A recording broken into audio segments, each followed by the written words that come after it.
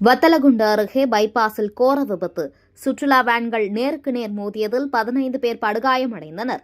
திண்டுக்கல் மாவட்டம் வத்தலகுண்டு பைபாஸ் சாலையில் உள்ள பட்டிவீரன்பட்டி பிரிவில் அதிகாலையில் 2 சுற்றுலா வேன்கள் நேருக்கு நேர் மோதிக்கொண்டன.